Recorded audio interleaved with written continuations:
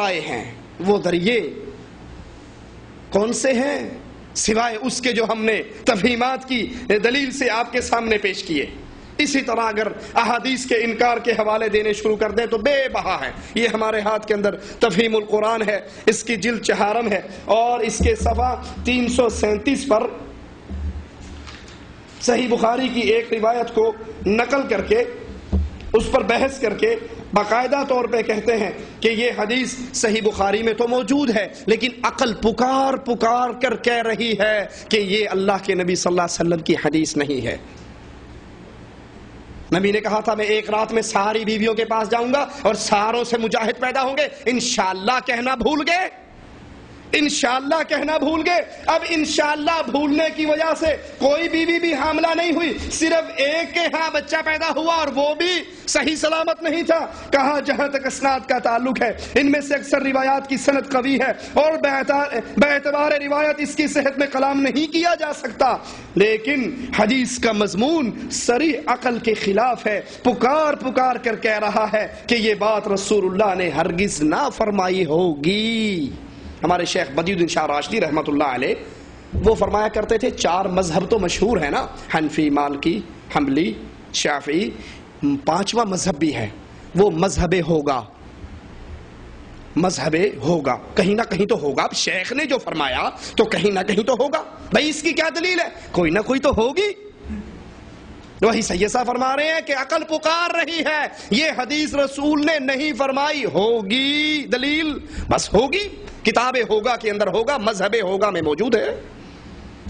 اللہ کے نبی صلی اللہ علیہ وسلم کی صحیح کتاب، صحیح حدیث، سندن صحیح، محدثین کا اجماع ہے، اس پر اکٹھ ہے، اور پھر کہتے ہیں چونکہ یہ عقل کے مطابق نہیں ہے اس لیے عقل اس کو قبول نہیں کرتی۔ عقل پکار رہی ہے، عقل کی پکار پہ ہم لبیک کہتے ہوئے کہتے ہیں کہ یہ حدیث رسول نہیں ہو سکتی۔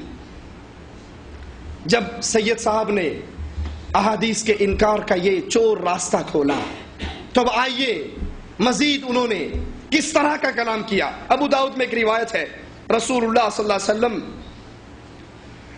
بیان فرماتے ہیں کہ اللہ عز و جل اس امت کے لیے ہر صدی کے سرے پر ایک ایسا شخص کھڑا کرے گا جو امت کے لیے اس کے دین کی تجدید کرے گا۔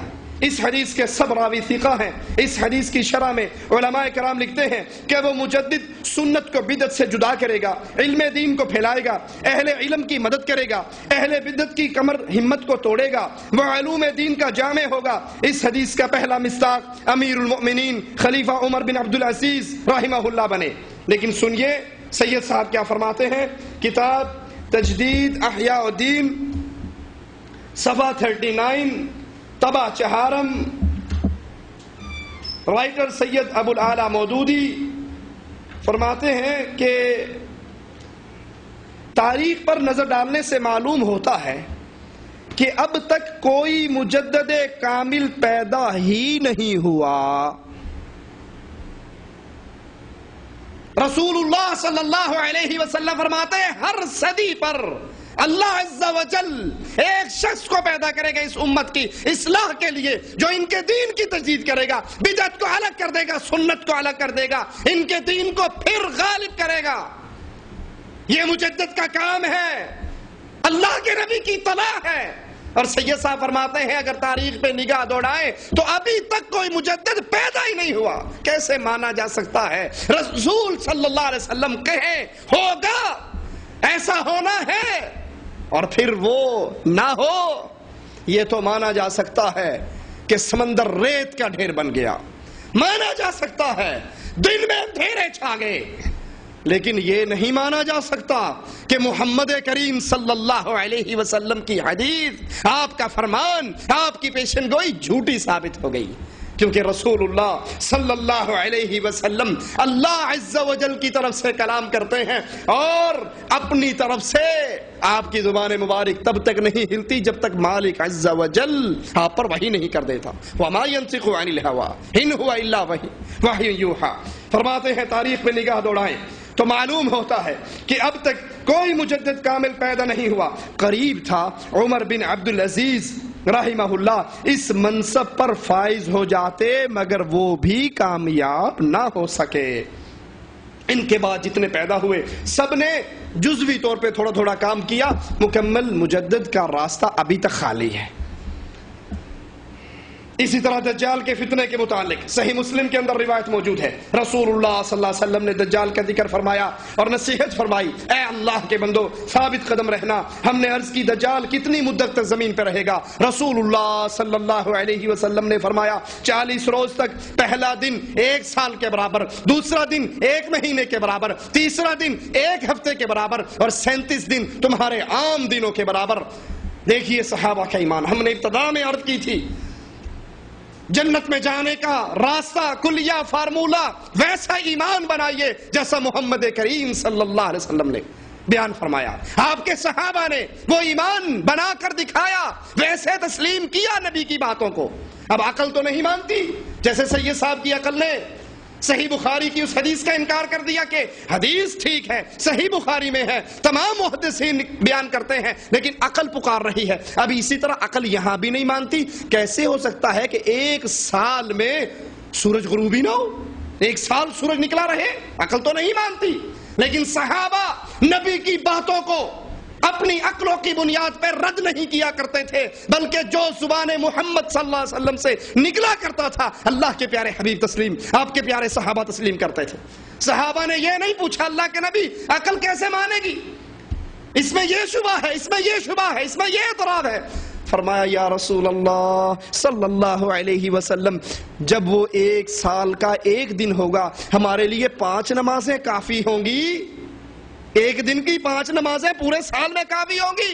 اللہ کے نبی صلی اللہ علیہ وسلم نے فرمایا نہیں, تم اوقات کا حساب لگا کر پورے سال کی نمازیں پڑھنا.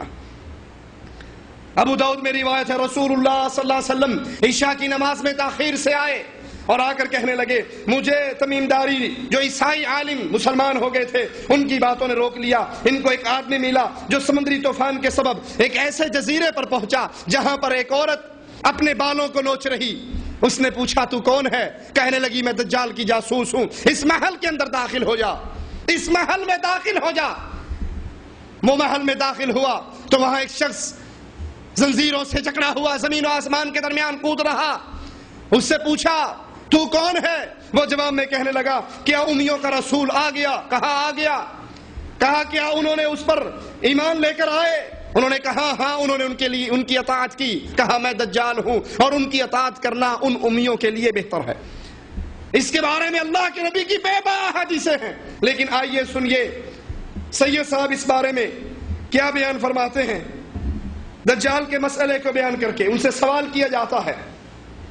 ان کی کتاب رسائل و مسائل جلد 1 صفحہ اس کا 35 اور 37 ہے. ایک شخص سوال کرتا ہے کانا دجال کے متعلق مشہور ہے وہ کہیں قید ہے, تو آخر وہ کون سی جگہ ہے؟ آج تو دنیا کا کونا کونا انسان نے چھان مارا ہے, پھر کیوں کانے دجال کا پتہ نہیں چلتا؟ اب یہ عقل آواز لگا رہی ہے, ہر چیز کو تلاش کر لیا گیا لیکن وہ کیوں نہیں ملا؟ سارے جزیرے چھان مارے, سیٹلائٹ کی بھرمار ہو گئی, دنیا اتنی ترقی کر گئی, لیکن وہ کہاں چھپا ہوا ہے, وہ کیوں نہیں نظر آتا؟ سید صاحب جواب دیتے ہیں صفحہ 37 ہے رسائل و مسائل حصہ اول. کہتے ہیں یہ کانا دجال وغیرہ تو افسانے ہیں. رسول اللہ صلی اللہ علیہ وسلم اپنی امت کو ڈراتے ہیں اور فرماتے ہیں ہر نبی نے اپنی امت کو ڈرایا, میں بھی تمہیں ڈراتا ہوں. جو سورۃ کہف کی 10 آیات کو یاد کر لے گا وہ اس کے لیے دجال سے نجات کا راستہ. القرآن رمضان شوال 64 ہجری ستمبر اکتوبر 1945. اور اب یہ موجود ہے حوالہ رسائل و مسائل جز اول سید مودودی صاحب کا. سوال کرنے والا بھی نہ رکا. اللہ کے نبی کی یہ حدیث آپ نے دیکھ لی. اب لازمی بات ہے کہ حدیث مسلم کی موجود ہے دجال کے بارے میں, لیکن ہو سکتا ہے وہ مزاج سید میں نہ آئی ہو. سندن تو درست ہو لیکن ان کی روح تو روح محمدی میں گم ہے. وہ تو اندر سے وہ ہیرا تلاش کر لیتے ہیں کہ واقعی یہ ہیرا ہے یا پتھر ہے. سائل نے پھر سوال کیا کہ آپ کہتے ہیں یہ ویسے ہی مشہور ہو گیا، حالانکہ احادیث کے اندر کم از کم 30 روایات میں دجال کا تذکرہ موجود ہے، جس کی تصدیق بخاری، مسلم، ابو داؤد، ترمذی، ان کے بہقی کے اندر موجود ہے، تو پھر آپ کیسے کہتے ہیں یہ افسانہ ہے؟ تو فوراً جب آپ کو بدل کر کہتے ہیں میں نے جس چیز کو افسانہ قرار دیا وہ یہ خیال ہے کہ دجال کہیں قید میں ہے۔